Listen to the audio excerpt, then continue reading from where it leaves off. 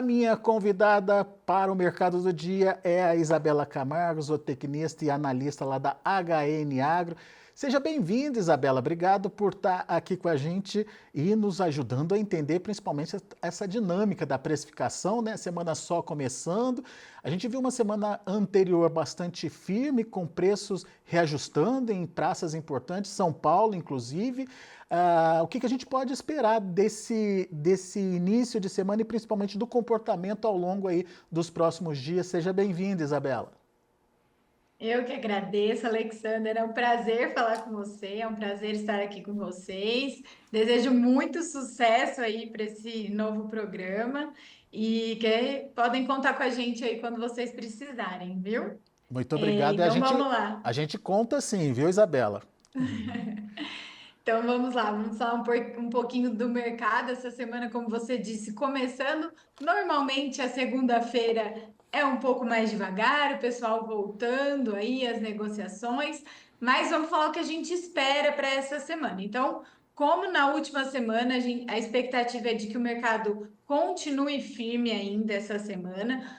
Do lado da oferta, a gente vê uma redução em relação à oferta de fêmeas, isso que a gente vendo bastante oferta de fêmeas no mês anterior, e isso foi até confirmado pelos dados em relação aos abates. E agora a gente espera uma diminuição, a gente já começa a observar uma diminuição em relação à oferta de fêmeas, machos já tinha vindo, né, de uma oferta reduzida. Do lado da demanda, o que a gente espera? A gente está passando por uma semana crítica para consumo no varejo, né? Porque é a última semana do mês, o poder de compra do consumidor está bem baixo, mas nessa semana o atacado começa a se movimentar. Nisso, pensando já, né? Então, nos animais que precisam ser abatidos, em repor estoque, para que na semana que o consumidor receba aí o salário, ele tenha estoque. Então, a gente vê do lado da oferta o pecuarista ali esperando negociações melhores, conseguindo manter o animal na fazenda, a gente ainda vê condições de pastagens em boas condições, normal para esse período. Do lado da demanda, a gente espera um atacado começando a se movimentar, pensando no início do mês. As escalas de abates não estão longas, elas estão mais curtas do que a gente observava no começo do ano, então isso faz com que o frigorífico precise, né, ali acompanhar as escalas. Então, a expectativa é de preços mais firmes aí para essa semana também, como a gente via na semana passada. Muito bem, você trouxe para a gente pelo menos 4 pontos importantes aí para a gente discutir, Isabela. Redução da oferta de vacas, oferta contida de bois, necessidade dos frigoríficos aí de recompor as escalas e a perspectiva de melhora da demanda no início do mês, e por isso os frigoríficos precisam estar prontos aí para atender essa demanda. No quesito redução de vacas, isso é uma tendência? O que vocês têm observado aí na HN? E a partir de agora, a gente pode realmente ver aí uma menor participação de fêmeas nas escalas de abate? Isso mesmo. A gente espera que esse ano a gente já observe uma menor participação de fêmeas nos abates, resultado aí dos preços firmes em relação aos animais de reposição, principalmente do bezerro, para esse ano. Então, com melhores preços, isso faz com que o criador incentive, né, a produção. Então, mantém aí as fêmeas na fazenda para produzir o bezerro, para ter aí no mercado. Então, a expectativa é de que a gente comece a observar esse cenário durante esse ano. É claro que a gente tem que pensar que é um cenário de longo prazo, isso deve ir acontecendo ao longo do ano e também nos próximos 2 anos aí, pelo menos. Mas a gente viu em fevereiro ainda, Alexander, uma maior participação de fêmeas nos abates, segundo os dados do CIF preliminares, tá? Então, em fevereiro, a gente tem uma participação de 44% de fêmeas, foi uma alta de 2,4 pontos percentuais em relação a março. E a gente vinha observando isso no mercado, falando que tinha uma maior oferta em relação às fêmeas, Isso provavelmente aconteceu devido aos atrasos de chuvas do ano passado, a queimada, né, que a gente observou. Então, a gente teve um atraso aí para essas fêmeas retomarem a engorda. Então, por isso que a gente ainda deve observar esse cenário. Mas para março, esse cenário já deve começar a mudar e essa deve ser a expectativa ao longo de 2025. Um dos fatores, né, Isabela, que você bem pontuou aí para restringir a oferta de fêmeas é você segurar essas fêmeas por conta da melhoria do preço dos bezerros, da reposição. Isso já está acontecendo? Já sim, Alexander. Quando a gente olha, então, a média de preços de março, né? Então, eu vim falando que o boi está melhor essa semana, mas vamos pensar agora no mês como um todo. Então, a gente tem, em relação ao boi gordo, uma queda de 2,6% em relação a fevereiro. Quando a gente olha o bezerro, na média de março, a gente tem uma alta de 0,5% também quando a gente compara ao mês anterior. E aí, fazendo a relação de troca, então, né, que a gente gosta de fazer aqui na HN Agro, quantas as arrobas de boi gordo para compra de um bezerro? Então, hoje essa relação está em 8,6. Então, são 8,6 arrobas de boi gordo para compra de um bezerro. E esse valor é 3,2% maior do que quando a gente compara a fevereiro. Então, isso quer dizer que são necessárias mais arrobas para a compra de um bezerro, então perdeu aí o poder de compra. Quando a gente pensa no boi magro, né, que é para quem faz a engorda, mais pessoal chama atenção aí, o que que aconteceu? O boi magro ele também teve queda, assim como o boi gordo, uma queda de 0,8%, então mais firme quando a gente compara o boi gordo em relação a fevereiro, e hoje são necessárias 13,19 arrobas de boi gordo para a compra de um boi magro. Essa relação de troca é 1,8% maior do que o mês passado. Muito bem. Bom, então temos aí uma análise do que está acontecendo no mercado de fêmeas. Mas em relação à oferta contida de bois, o que, na opinião de vocês, é um preço atrativo aí que de repente possa fazer essa oferta voltar, Isabela? O pecuarista está de olho em algum alvo hoje para voltar às vendas? O pecuarista acaba sempre olhando o mercado futuro, né? Para fazer essa negociação e quando o mercado futuro aponta aí para alta, acaba estimulando aí uma espera maior. Então a gente vê o mercado futuro mais animado, assim como o mercado físico, mas a gente precisa lembrar que o futuro é reflexo do físico, né? Então, analisar bem o físico para chegar a essa conclusão. Mas o pecuarista ele está esperando preços melhores. A gente acredita que deve vir preços melhores aí. E se a gente for pensar, Alexander, também um fator que a gente analisa aqui é a margem de comercialização da indústria. Ela hoje está em torno de 6,8% quando a gente considera boi e boi casado. É claro que a margem da indústria deve considerar outros fatores, né? Mas esse número, ele pode nos ajudar a entender o que pode acontecer com o mercado.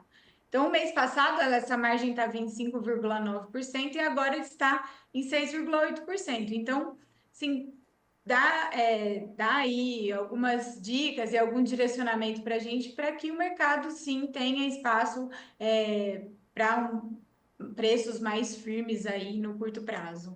Muito bem. E pelo que vocês têm captado aí, Isabela, é, hoje tem essa oferta de boi no pasto e a partir do momento que tiver, né, a necessidade aí de soltar esses bois ou de negociar esses bois, vai aparecer uma grande oferta ou não? É uma oferta mais limitada, mais comedida, enfim. Por enquanto a gente está vendo que faz parte da estratégia do pecuarista de soltar esses animais aos poucos para não pressionar os preços, mas na hora que a pastagem começar a deteriorar, vem oferta por aí ou vai ser um ano mais tranquilo? Qual que é a percepção de vocês? A gente acredita sim um ano com menor disponibilidade aí de carne no mercado. como a gente viu, saiu o fechamento de 2024 aí dos dados do IBGE, e a gente viu que 2024 bateu recorde em relação aos abates, tanto de fêmeas como, né, de machos. Mas a gente acredita que 2025 será um ano aí com menor disponibilidade de animais para os abates. Você perguntou de baixo, mas a expectativa é de que esse número foque mais em fêmeas, né? Então a participação de fêmeas comece a diminuir, mas também de machos deve ser menor. Então, uma menor disponibilidade de animais para baixo, menor disponibilidade de carne no mercado, né? E exportação em ótimo ritmo, que é o que a gente vem observando nos primeiros meses aí do ano. Continua alta movimentação, continua em bons números, então esse é o cenário que a gente observa, a gente espera aqui na HN Agro para 2025. Muito bem. Outro item que você trouxe para a nossa discussão, necessidade de compor as escalas dos frigoríficos. Você falou que as escalas encurtaram. Qual que é a média aí das escalas hoje o que vocês veem aí de necessidade dos frigoríficos, Isabela? A gente vê na verdade a gente vê assim, Alexander, alguns frigoríficos um pouco mais alongados, né? E isso é normal. Quando a gente fala em escala, a gente tem que dizer de uma maneira geral, né? Claro que existem as exceções, mas em torno de 7 dias úteis, 8 dias úteis aí é o que a gente observa em relação às escalas, diferente do que a gente observava no começo do ano. No começo do ano a gente via aí escala de 15 dias úteis, 10 dias úteis, então escalas mais alongadas. E esse é um fator que o frigorífico ele, né, vai vendo conforme a demanda interna, conforme a demanda de carne, ele vai se ajustando. É, e isso é normal acontecer, a gente ter períodos de escalas mais alongadas e períodos que a gente tem aí uma escala mais curta e, né, mais comedida em relação às compras dos frigoríficos. Mas nesse momento a necessidade é de recomposição das escalas, principalmente para se preparar para a demanda de início de mês. Vamos agora na demanda, que é o quarto ponto que você trouxe para a gente. Boas perspectivas para o mercado interno, e as exportações, será que se consolidam? O pessoal, o MAPA, enfim, o Ministério da Agricultura, o próprio governo está lá no Japão agora tentando abrir um mercado importante, né, Isabela? Isso mesmo, o Japão vem sendo um assunto aí no mercado desde o começo do ano. Na verdade, já foi assunto em outros anos e ele sempre volta, e fica a expectativa. Alexander, eu acho que a abertura de mercado é sempre importante, né, para a carne. E assim, as expectativas são muito boas. O Brasil tem total capacidade de atender aí, a diferentes mercados. Mas o que a gente vê em relação à demanda? Então, do lado da demanda externa, né? As exportações, como eu disse, estão em ótimo ritmo aí.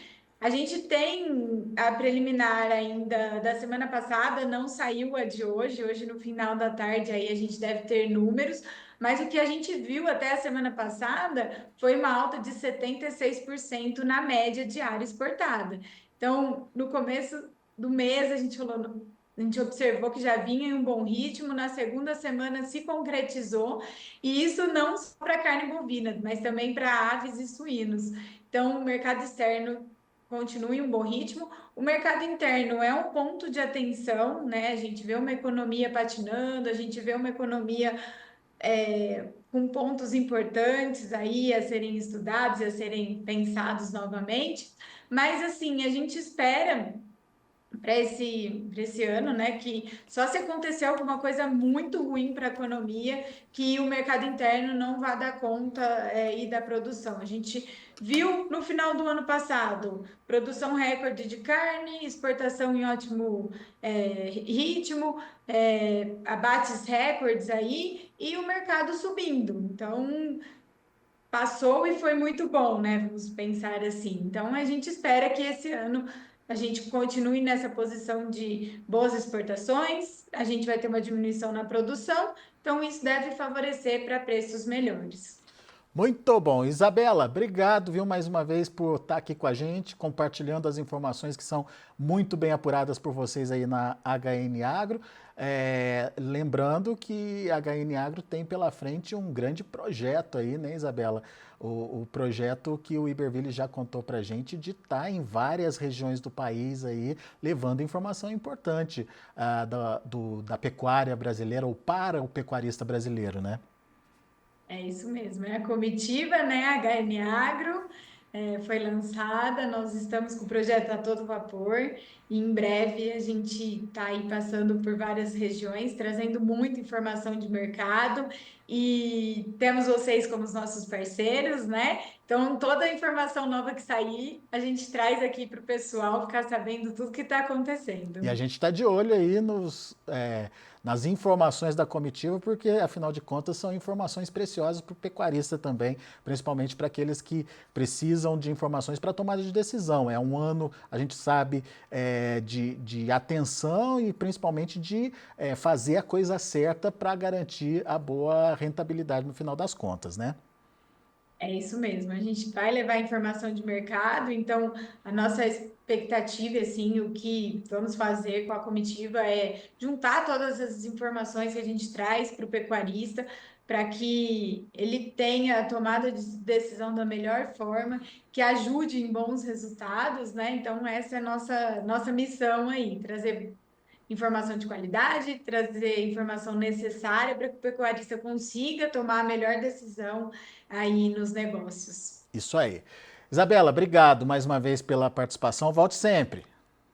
Obrigada a vocês, um abraço a todos. Até a próxima.